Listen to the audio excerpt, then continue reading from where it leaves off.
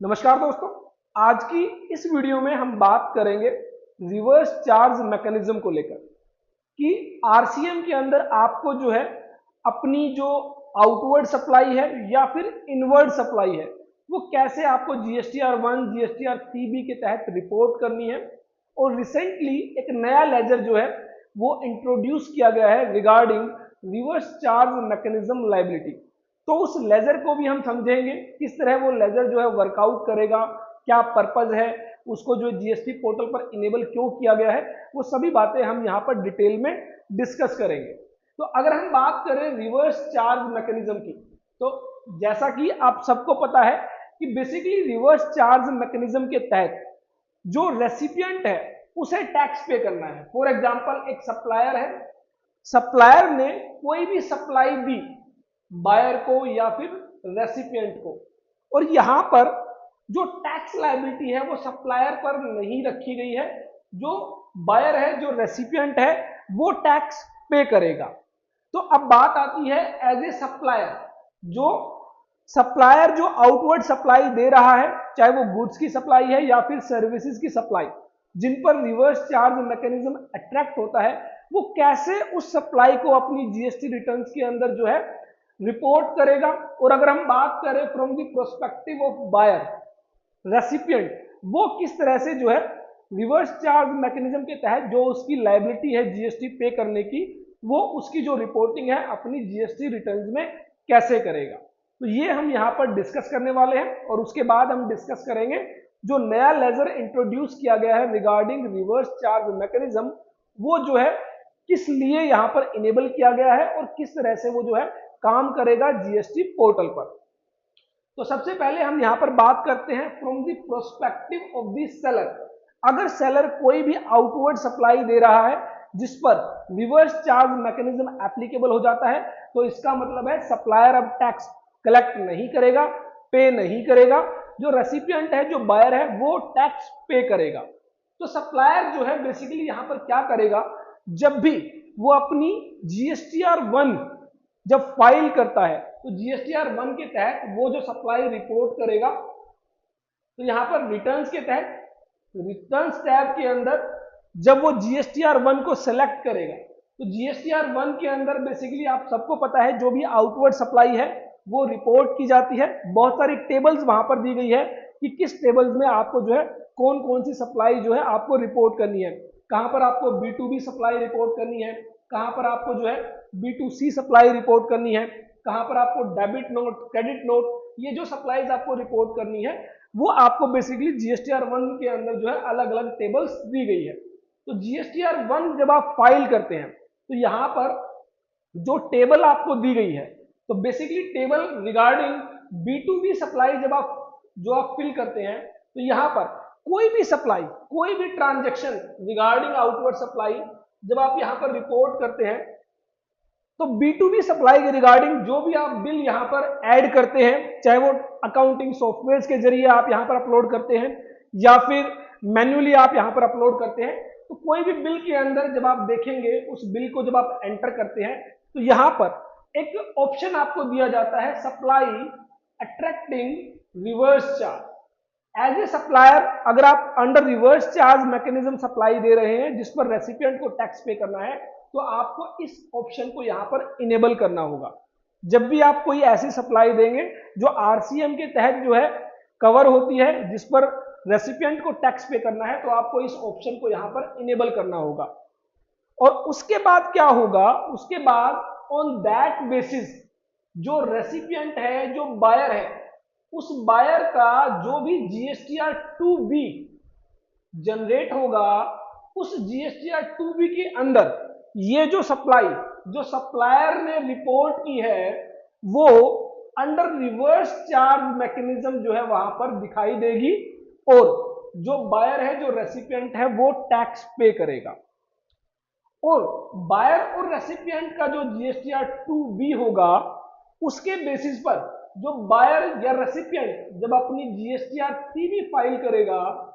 उस GSTR 3B के अंदर 2B के बेसिस पर ऑटोमेटिकली उसकी जो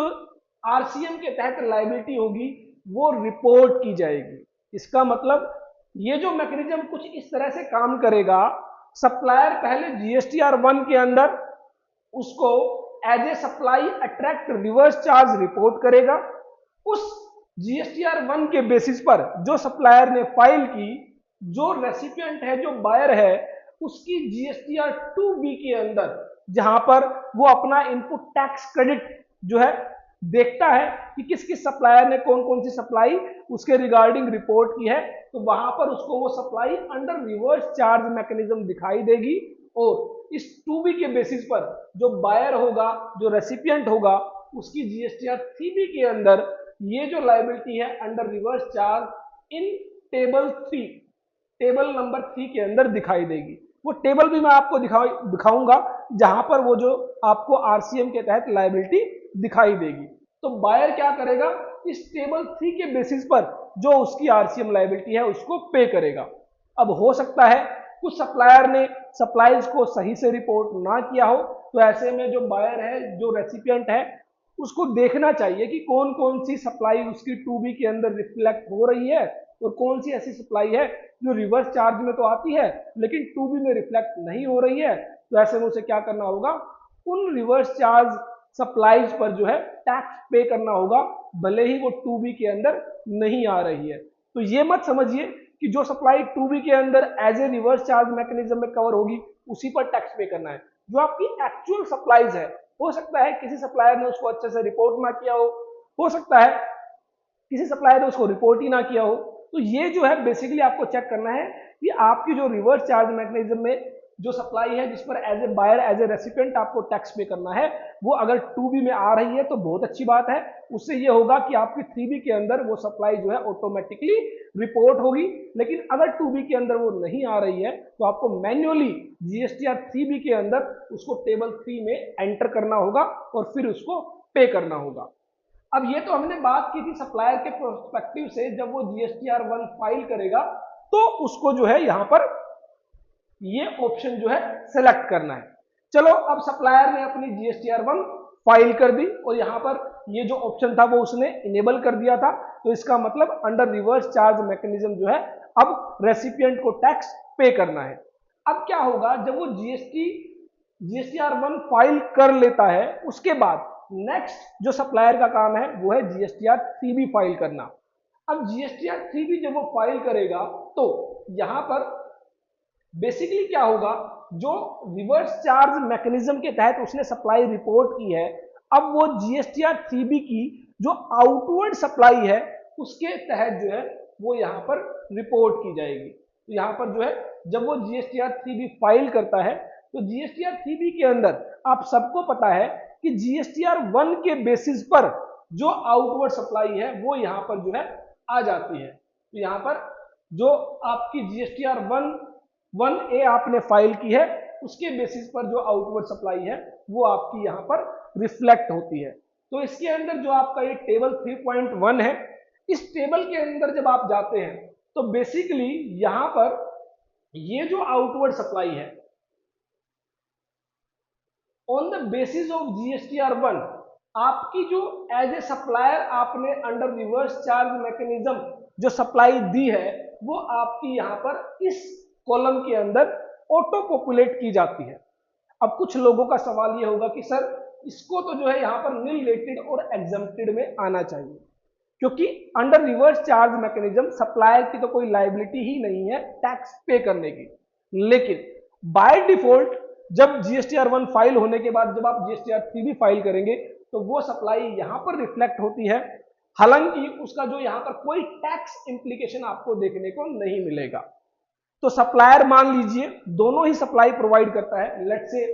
टैक्सेबल सप्लाई भी प्रोवाइड करता है और लेट से अंडर रिवर्स चार्ज मैकेनिज्म भी सप्लाई जो है प्रोवाइड करता है, और इस टैक्सेबल सप्लाई पर उसका जो है 2 लाख रुपीज का टैक्स है, और जो under reverse charge mechanism supply है उस पर यहां पर कोई टैक्स सप्लायर को पे नहीं करना है। तो बेसिकली होगा क्या, यहां पर जो वैल्यू होगी वो टैक्सेबल सप्लाई प्लस जो supply under reverse charge mechanism है वो आपको दिखाई देगी, लेकिन जो टैक्स अमाउंट होगी वो यहां पर सिर्फ रिगार्डिंग टैक्सेबल सप्लाई आपको देखने को मिलेगी। यहां पर रिवर्स चार्ज मैकेनिज्म के रिगार्डिंग कोई टैक्स लायबिलिटी देखने को नहीं मिलेगी। उसका रीजन है एज ए सप्लायर उस पर टैक्स सप्लायर को पे नहीं करना है, उस पर बायर को, रेसिपिएंट को टैक्स पे करना है। तो ये थी basically from the prospective of supplier. Supplier को पहले तो जीएसटीआर 1 के अंदर जब वो ट्रांजैक्शंस रिपोर्ट करेगा तो वहां पर मैंने आपको एक ऑप्शन दिखाया कि सप्लाई अट्रैक्ट रिवर्स चार्ज, उसको जो है चेक बॉक्स उसको जो है टिक करना होगा और उसके बाद वो जीएसटीआर 1 फाइल करेगा।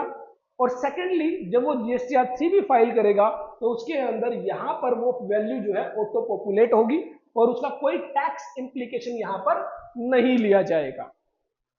अब बात करते हैं from the prospective of the buyer, from the prospective of the recipient, कि जब रिवर्स चार्ज मैकेनिज्म में जो बायर है, जो रेसिपिएंट है, वो जो है उस लायबिलिटी को पे करेगा और उसका इनपुट टैक्स क्रेडिट अवेल करेगा। रेसिपिएंट को जो टैक्स वो अंडर रिवर्स चार्ज मैकेनिज्म पे करता है उसका इनपुट टैक्स क्रेडिट अलाउ किया गया है।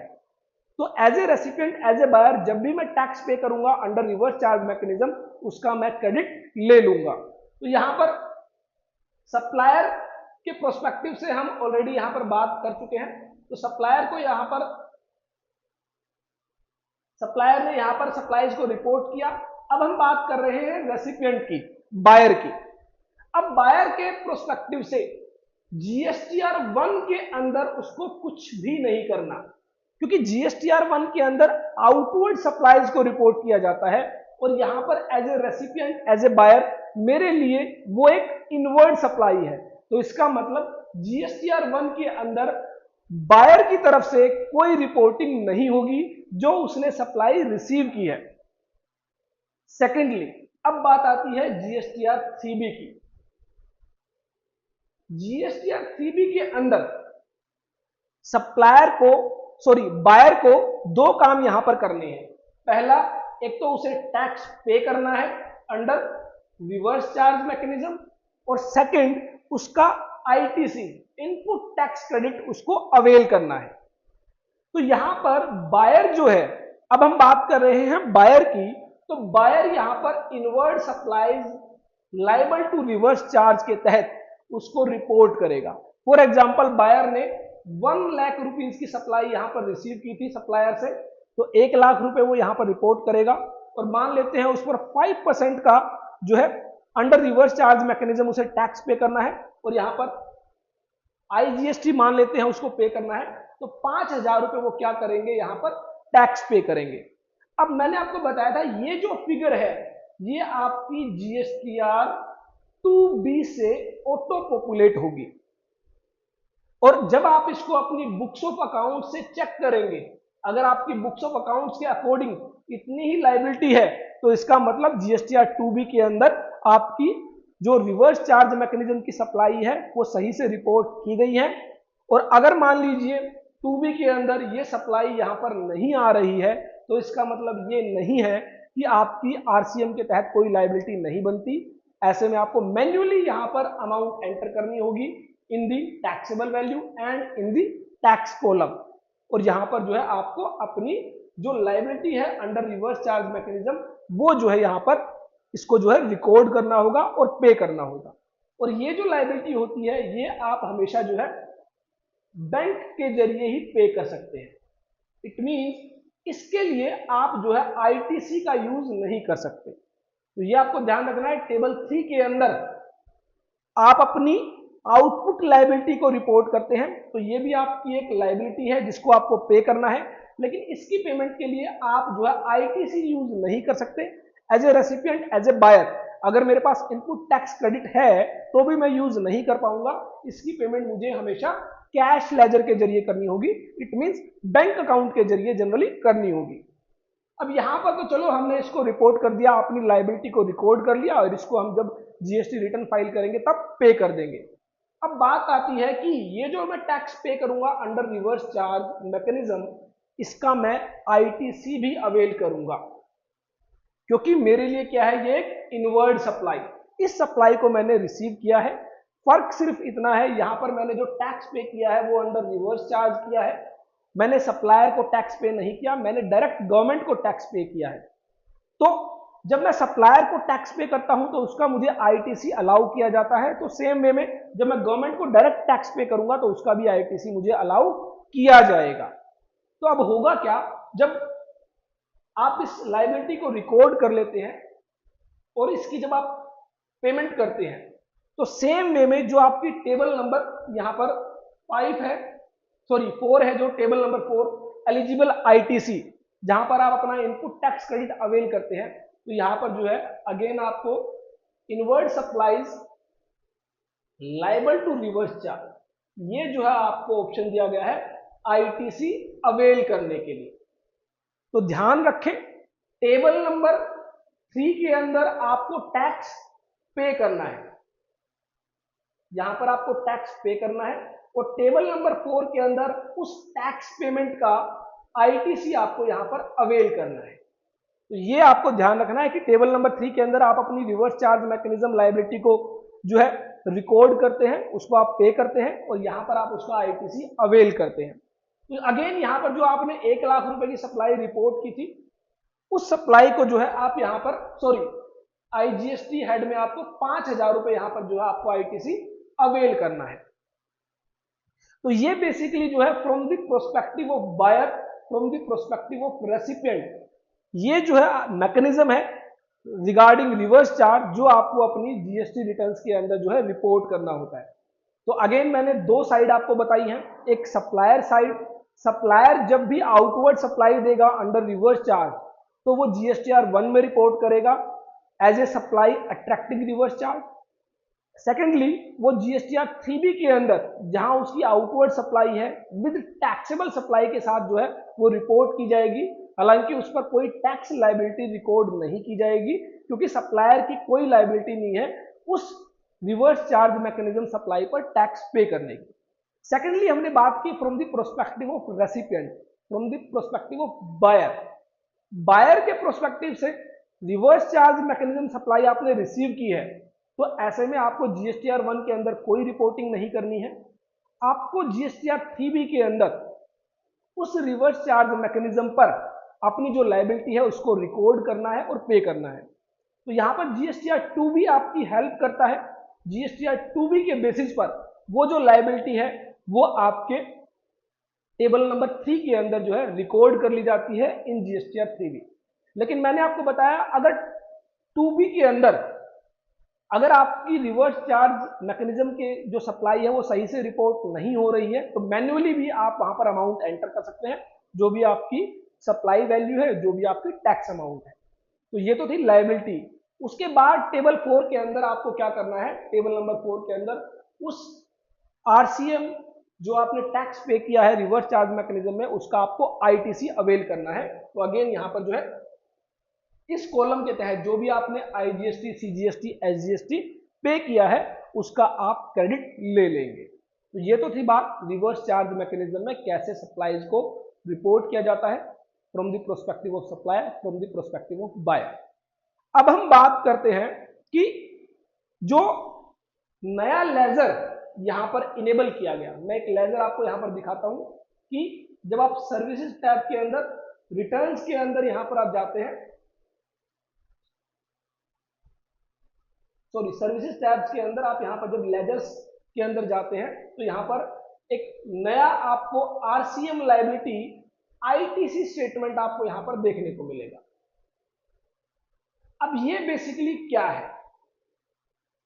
मैंने आपको बताया था as a buyer, as a recipient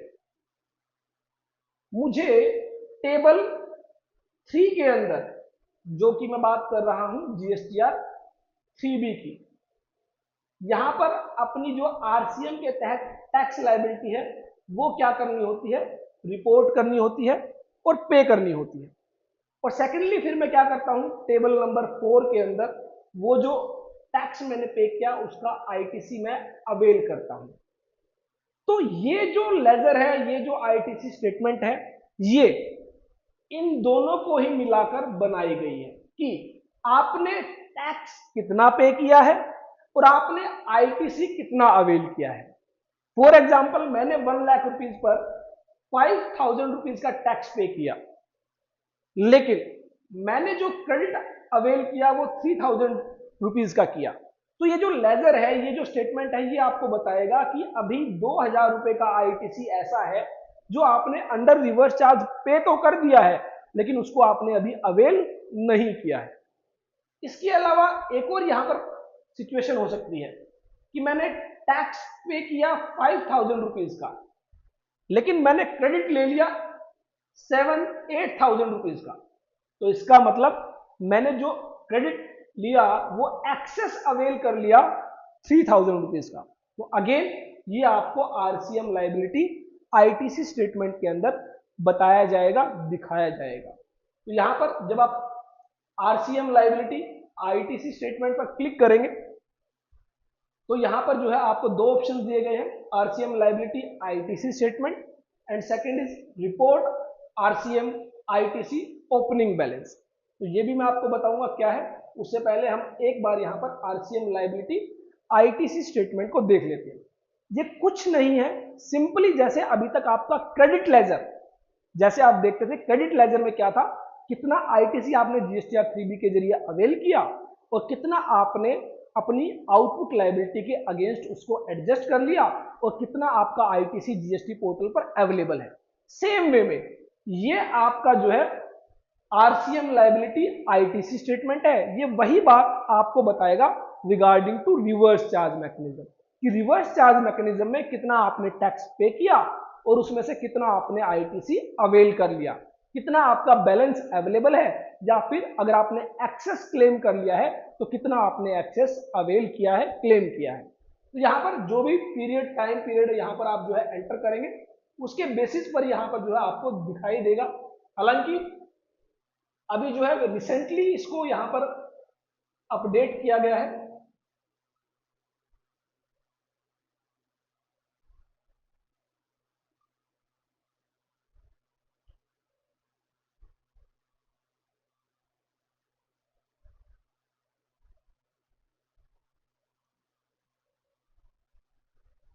तो यहां पर बेसिकली कोई भी लेजर अभी एग्जिस्ट नहीं कर रहा है, लेकिन होगा क्या, जो भी आप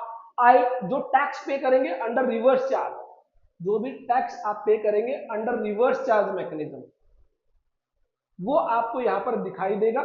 और उसमें से लेस किया जाएगा जो आपने आईटीसी अवेल कर लिया है, और उसके बाद जो आपका होगा वो आपको बैलेंस यहां पर दिखाई देगा। तो फॉर एग्जांपल मैंने आपको बताया था 5000 रुपीज का आपने टैक्स पे किया, 3000 रुपीज का आपने टेबल 4 के अंदर आईटीसी अवेल कर लिया, तो 2000 रुपीज का यहां पर आपको बैलेंस दिखाई देगा। और अगर आपने 5000 रुपीज का टैक्स पे कर 8000 रुपीज का आईटीसी अवेल कर लिया, तो आपको नेगेटिव यहां पर 3000 रुपीज का जो है बैलेंस दिखाई देगा। इट मीन आपने जो है यहां पर एक्सेस अवेल कर लिया है। तो ये जो लेजर होगा ये आपको सिंपली जो बताएगा कि आपने आरसीएम में कितना टैक्स पे किया और उस टैक्स में से कितना आपने आईटीसी अवेल कर लिया है। यहां पर आपको इंस्ट्रक्शंस भी दी गई है। जब आप यहां पर आते हैं तो यहां पर आपको बताया गया है, अगर नेगेटिव बैलेंस आपका आ रहा है, positive RCM liability ITC statement balance indicates that you have paid RCM liability in table 3.1D and have not yet claimed the ITC against it in table 4A2। तो वही बात मैंने आपको बताई कि अगर पॉजिटिव बैलेंस है तो इसका मतलब आपने टैक्स पे किया 5000 और आपने अवेल किया 3000, तो इसका मतलब 2000 रुपीज आपने अभी अवेल नहीं किया है। Similarly, a negative RCM liability ITC statement suggests that RCM ITC has been claimed in excess in table 4A2, table 4A3 and the remaining liability is yet to be paid in table 3.1। इसका मतलब आपने ITC avail कर लिया 8000, जबकि RCM में आपने tax पे किया था 5000, तो 3000 रुपीज आपको अभी पे करना बाकी है। तो ये बेसिकली आपका जो है आरसीएम लायबिलिटी आईटीसी स्टेटमेंट होगा। अब उसके बाद है एक report RCM ITC opening balance. तो ये क्या है, मान लीजिए आप अगस्त से पहले, अगस्त 2024 से पहले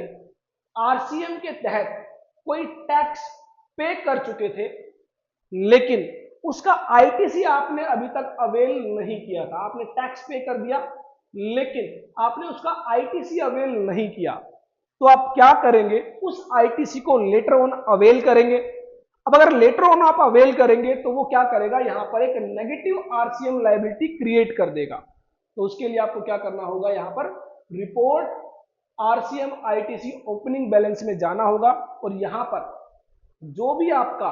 ओपनिंग बैलेंस है, जो आपने टैक्स तो पे कर दिया, आईटीसी अभी अवेल नहीं किया है, वो आप यहां पर अगर आईजीएसटी हेड में है तो आईजीएसटी हेड में, सीजीएसटी, एसजीएसटी और सेस, ये तीनों ही हेड में आपको जो भी बैलेंसेस है वो रिपोर्ट करने हैं। उसके बाद आपको यहां पर ईवीसी के जरिए, इलेक्ट्रॉनिक वेरिफिकेशन कोड के जरिए उसको सबमिट करना है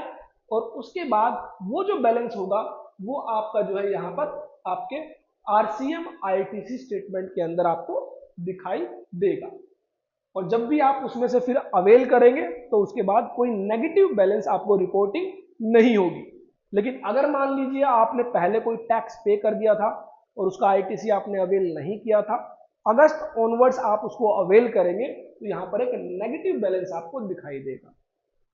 तो जितना जल्दी हो सके आपका जो भी आरसीएम के रिगार्डिंग जो भी आपका ओपनिंग बैलेंस है, जो आपने टैक्स पे कर दिया और उसको अभी अवेल नहीं किया है, वो आप यहां पर रिपोर्ट कर दें सेकंड नंबर ऑप्शन के अंदर, और उसके बाद जो है आपकी सही रिपोर्टिंग यहां पर आरसीएम लायबिलिटी आईटीसी स्टेटमेंट के अंदर की जाएगी। अगर आप सीखना चाहते हैं income tax, GST, TDS, ESIC, EPF, expert बनना चाहते हैं टैक्सेशन फील्ड्स के अंदर, अपनी प्रैक्टिस को इम्प्रोवाइज करना चाहते हैं, और अगर आप जॉब कर रहे हैं तो अपनी जो जॉब है उसको इम्प्रोवाइज करना चाह रहे हैं, तो ऐसे में आप इन कोर्सेज को जो हमारे वेबसाइट पर अवेलेबल है कोर्सेज सेक्शन के अंदर, यहाँ पर जो है आपको बहुत सारे कोर्सेज मिल जाते हैं। आप इनके जो है डेमो वीडियोस को देख सकते हैं, डेमो वीडियोस के अकॉर्डिंग आपको जो क्वालिटी है वो पता लग जाती है और जो कंटेंट है वो पता लग जाता है, जहां पर each and every aspects with practical workshops जो है आपके साथ डिस्कस किया गया है। और साथ ही ये जो नया इनकम टैक्स लॉ जब भी पब्लिक डोमेन पर अवेलेबल कराया जाएगा, इसके रिगार्डिंग भी जो है आपके साथ काफी सारा कंटेंट शेयर किया जाएगा। तो आप जो है इन कोर्सेज को यहां से जो है एक्सप्लोर कर सकते हैं। आप हमारी ऐप डाउनलोड कर सकते हैं प्ले स्टोर से, डिस्क्रिप्शन में लिंक दिया गया है। इसके अलावा और जो हमारे सोशल मीडिया हैंडलर्स है,